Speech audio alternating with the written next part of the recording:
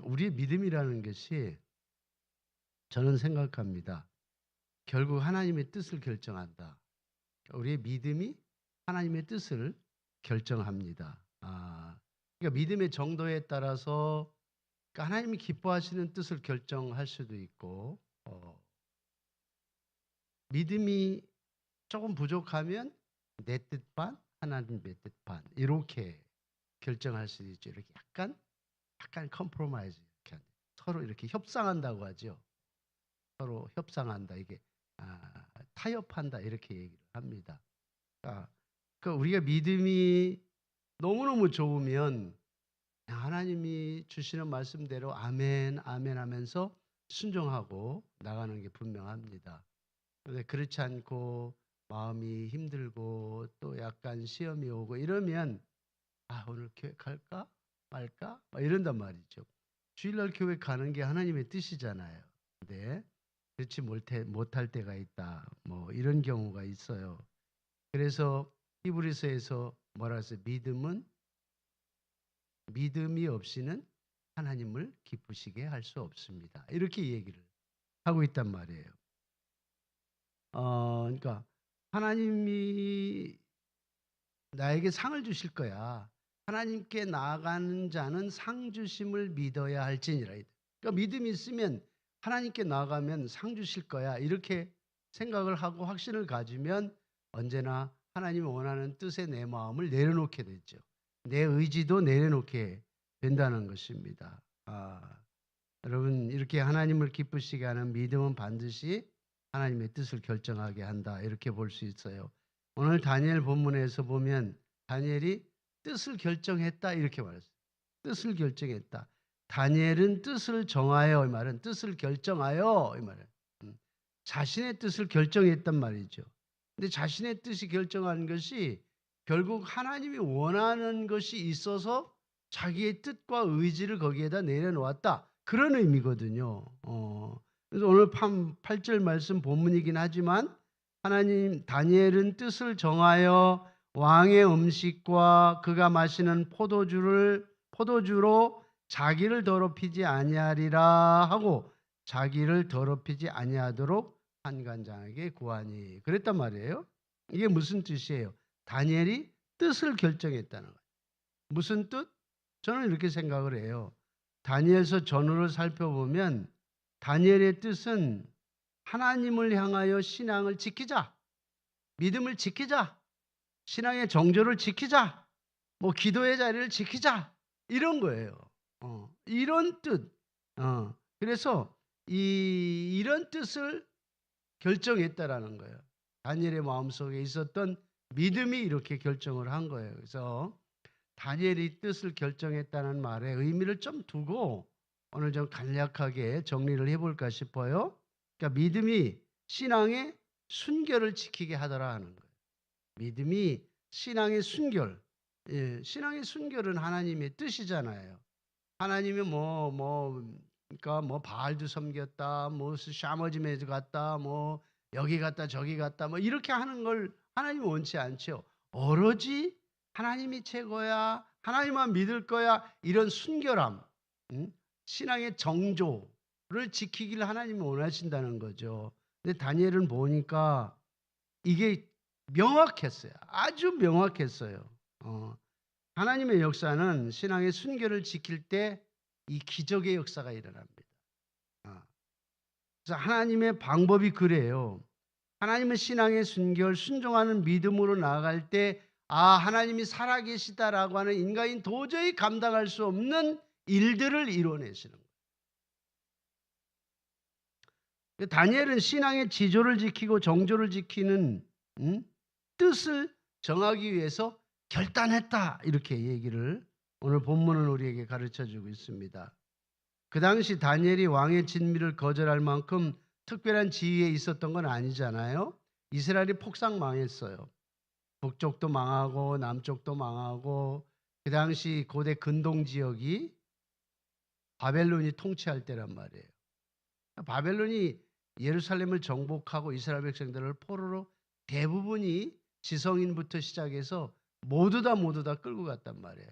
그 중에 간 사람 중에 소년으로 포로로 끌려갔던 사람이 다니엘이었어요. 그러니까 그 당시 바벨론 정책은 주로 인재 등용이 굉장히 포괄적이었어요. 폭넓었어요. 그래서 이방에서 끌려온 포로로 잡혀온 사람이라 할지라도 테스팅을 통해서 굉장히 괜찮다, 아주 총명하다, 지혜가 있다 이래 싶으면 어려서부터 교육시키는 교육기관들이 있었어요. 그런 교육기관에 차출을 해서 어려서부터 훈련을 시킵니다.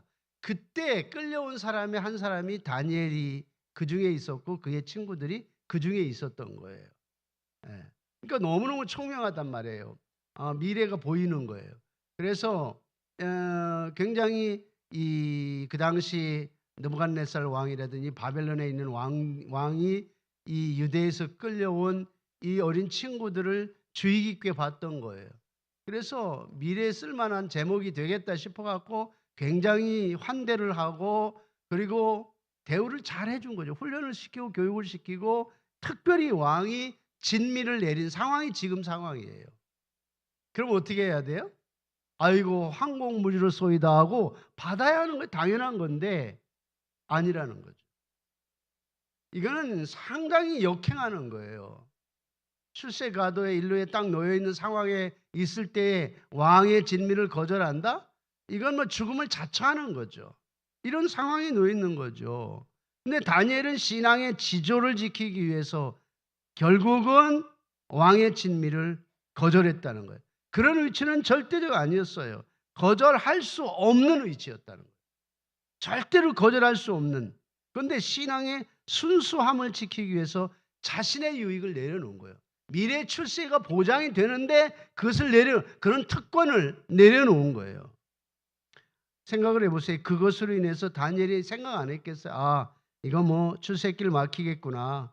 이제 미움을 당하고 당장 좌천을 당하고 어디에 끌려가서 죽음을 당할지 모르겠구나. 이런 두려움이 마음속에 있겠죠.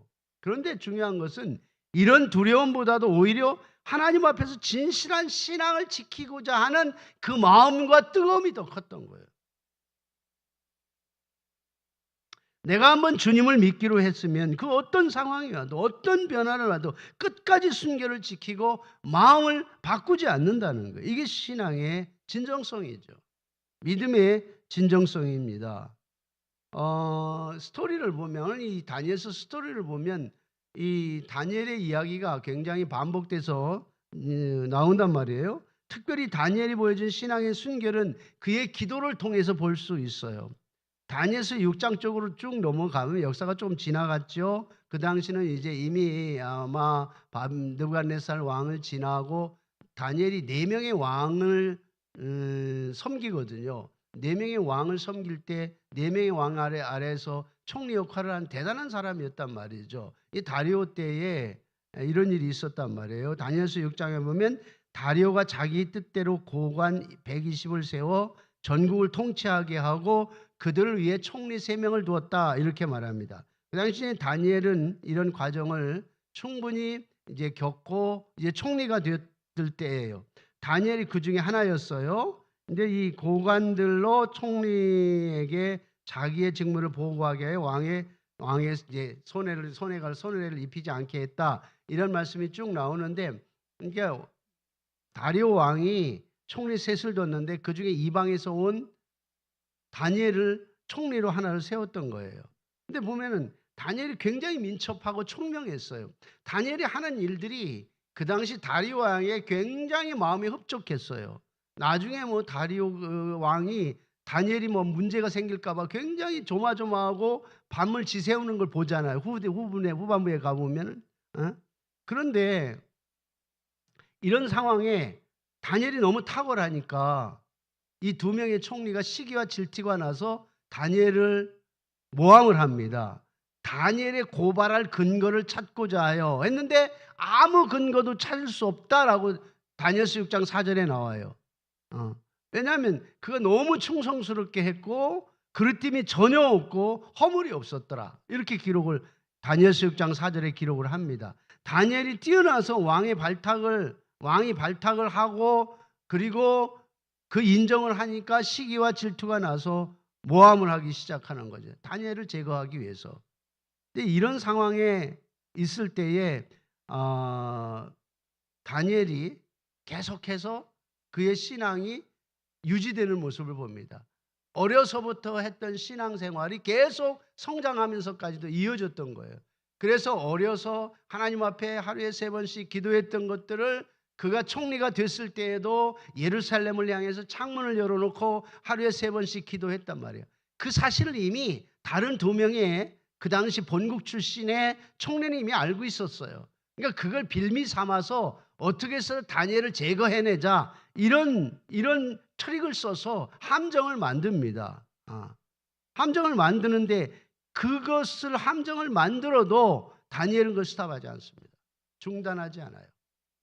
저들이 이걸 빌미 삼아서 나를 무너뜨리려고 하는구나 라고 하는 그 전략들을 이미 다니엘이 알고 있었지만 그래도 계속해서 하나님 앞에 나아가 하루에 3번씩 기도하는 모습을 보게 됩니다. 다니엘의 신앙에 보면 그가 어떤 믿음을 가지고 있는지 분명히 드러나는 부분이 있습니다. 다니엘이 어려서부터 하나님을 섬겼잖아요. 그래서 그 말씀을 따라서 하루에 3번씩 정기적으로 예루살렘을 바라보면서 기도했단 말이에요. 근데 다니엘도 다른 총리들이 강한 저항을 할 때 어느 정도 고민은 했을 거예요. 이걸 어떻게 처리할까?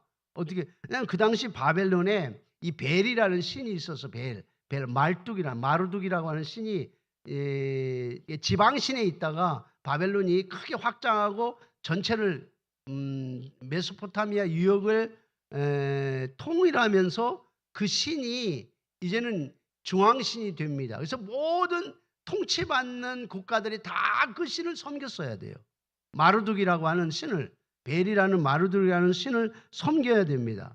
그게 성경에 쭉 역사적으로 나오는 이사야, 예레미야 이런 부분에 보면 바벨론이 섬겼던 신들에 대한 모습들이 종종 나타납니다. 그래서 다니엘이 이런 상황이 있을 때 이미 바벨론이 전체 통치하면서 이 마루드라는 신을 모든 지방 통치자들 속국들이 다 섬겨야 될 때 이미 상당히 고민을 했을 거예요. 어떻게 할까? 내가 하나님 앞에 기도하면서 계속 하나님을 섬겨야 될까? 아니면 이 국가 신이고 모든 속국들이 다 따라야 되는 이 벨이라고 하는 말뚝신을 섬겨야 될 것인가? 이 고민을 했을 거란 말이에요. 그런데 이미 바벨론에서 이런 경험을 했던 다니엘은 극복한 거예요. 그걸 알면서도 하나님 앞에 계속해서 기도했던 거예요. 그런데 이 다른 두 명의 총리가 이런 함정을 파놓고 절하라고 하고 한다 할지라도 결국은 안 하죠. 이게 다니엘의 신앙이었다고 볼 수 있습니다. 절대로 굽히지 않아요. 그래서 그의 신앙이나 순결을 끝까지 지키는 모습을 우리가 볼 수 있습니다.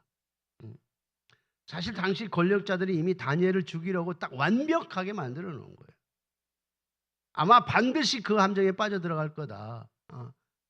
왜냐하면 저가 어려서부터 이렇게 신앙이 철저했기 때문에 저는 분명히 어떤 우상에게도 절하지 않을 거다. 그리고 우상을 만들어 놓고 절하라 하면 절합니까? 다른 신에게 기도하지 마라고 해서 기도하지 않겠어요? 끝까지 하죠. 그러니까 저거는 이제 죽은 거나 다름이 없다. 저거는 사자굴에 던져질 거다. 이런 생각을 하는 거죠. 이미 답을 정해놓고 함정을 파고 있었던 것을 볼 수 있어요. 그런데 결국 다니엘의 순결은 그의 믿음이 자신의 뜻을 정하는 것이 분명히 나타나죠. 그건 하나님의 뜻이었어요. 그렇게 훈련받고 순종하고 따라왔던 다니엘이 어떤 상황이 와도 절대 굽히지 않죠. 그게 믿음이었어요. 다니엘의 믿음이었어요. 그래서 결국은 그 속에 있는 믿음이 뜻을 결정해야 합니다. 뜻을 결정하여 이 말이에요. 왕의 진미를 거절할 뜻을 결정하여 다른 신, 내가 기도하지 않는다? 다른 신에게 절하면 사자굴에 던져진다? 이게 문제가 되지 않았어요, 이미. 여러분, 저는 우리 칼빈 교회나 우리 믿음의 사람들이 하나님을 향한 순결한 신앙의 뜻을 결정하기를 소망합니다. 굉장히 어렵죠.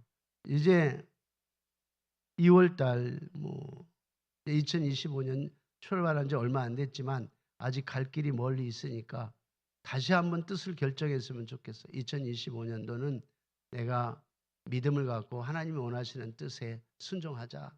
결정하자. 내가 무슨 일이 있어도 주일은 절대로 빼먹지 않는다. 무슨 일이 있어도 목숨 건다. 이런 결정하는 거예요. 당연한 것 같지만 결정하는 거하고 결정하지 않는 거하고 달라요. 내가 하나님 앞에 예물을 드리는 것도 11조를 드리는 것도 선경금을 드리는 것도 감사한금을 드리는 것, 봉사하는 것도 내가 뜻을 정하는 게 중요해요. 내가 올해는 절대 이 뜻을 굽히지 않으리라. 하나님이 기뻐하시는 뜻에 내가 모든 내 의지나 내 뜻을 다 내려놓으리라. 이런 결정을 하는 거예요. 굉장히 중요하다고 저는 생각합니다. 사실 진정한 믿음이 없으면 주일 성수하는 것도 쉽지 않아요.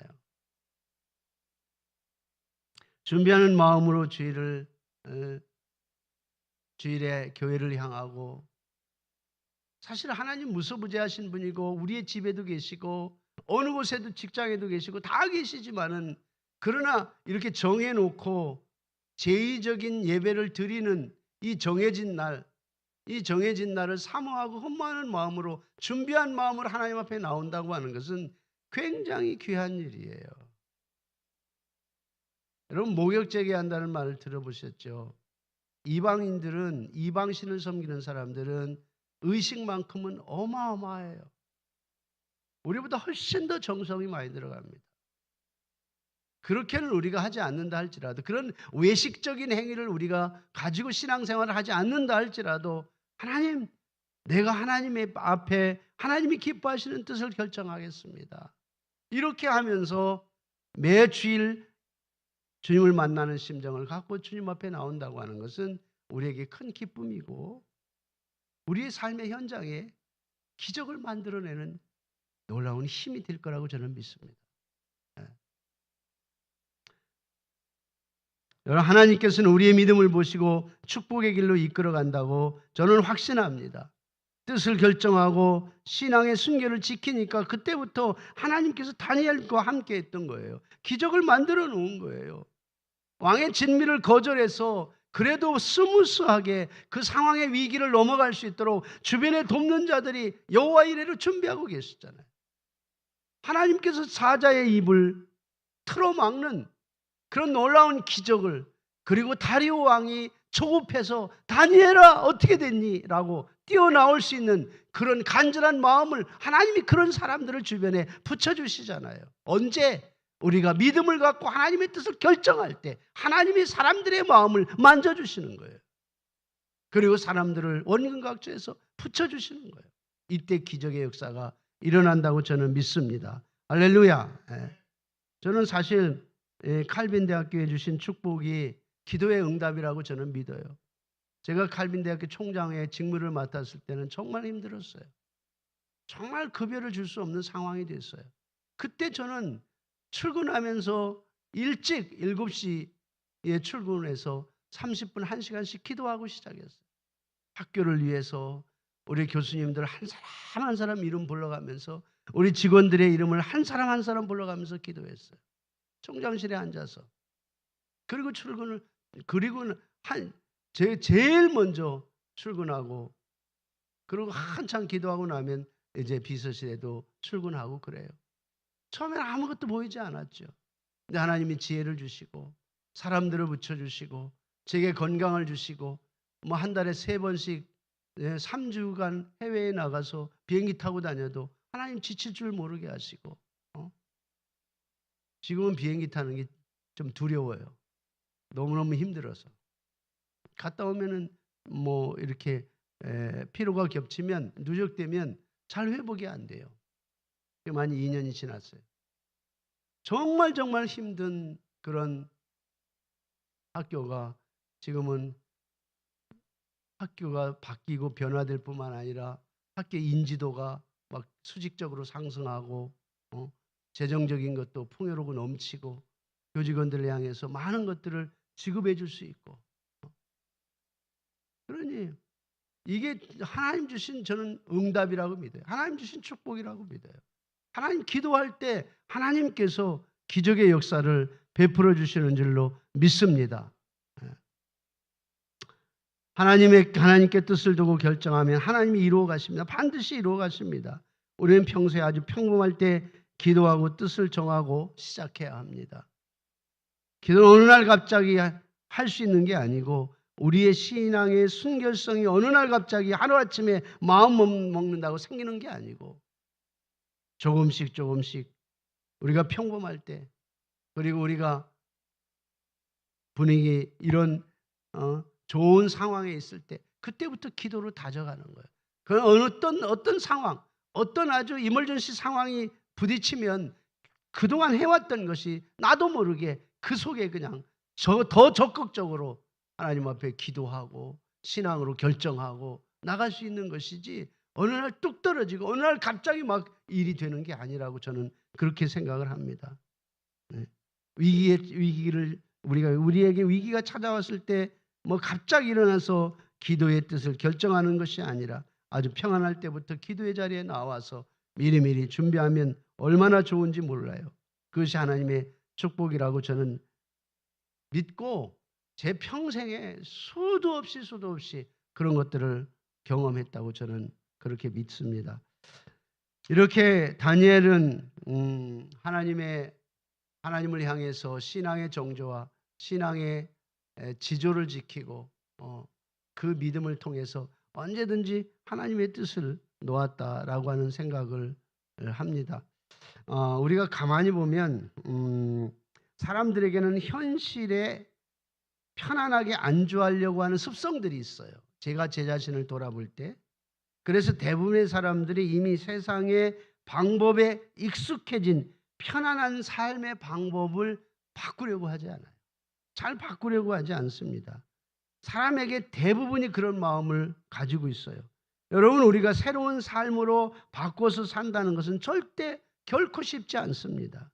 그 이유는 그렇게 하려면 반드시 엄청난 수고가 있어야 돼요. 엄청난 희생이 필요합니다. 엄청난 결단이 우리에게 필요합니다. 우리가 세상을 편안하게 살려면 세상의 문화 그대로 살면 편안한 거예요. 술을 먹고 싶으면 먹고, 욕을 하고 싶으면 욕을 하고, 악한 짓을 하고 싶으면 악한 짓을 하면 되는 거고요. 주의를 지키고 싶으면 지키고, 안 지키고 싶으면 안 지키고, 헌금 하고 싶으면 하고, 안 하고 싶으면 안 하고, 내 마음대로 하면 돼요. 내 마음대로 하면 됩니다. 그러나 믿음의 사람은 이렇게 자기 마음대로 하는 게 아니라 자기를 깨트리는 거예요. 자기를 깨트리는 거예요. 자신의 강한 의지를 깨트리고 하나님의 의지의 채널에 맞춰가는 거예요. 우리가 믿음 생활을 하면 세상에서 환난을 당합니다. 조롱거리가 됩니다. 웃음거리가 될 수 있어요. 그 예수님께서 하신 말씀이 있어요. 요한복음 16장 33절에 보니까 세상에서는 너희가 환난을 당하나 담대하라. 내가 세상을 이기었노라 그랬어요.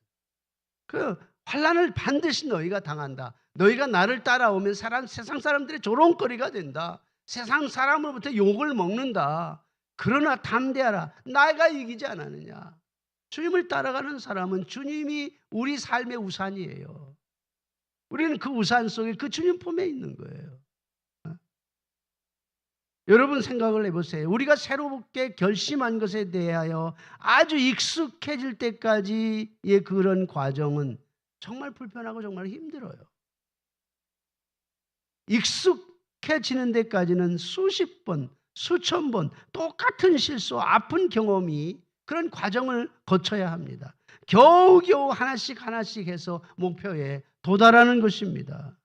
그래서 사람들은 새로운 변화에 선뜻 도전하지 못하고 두려워하고 망설이게 되는 것입니다.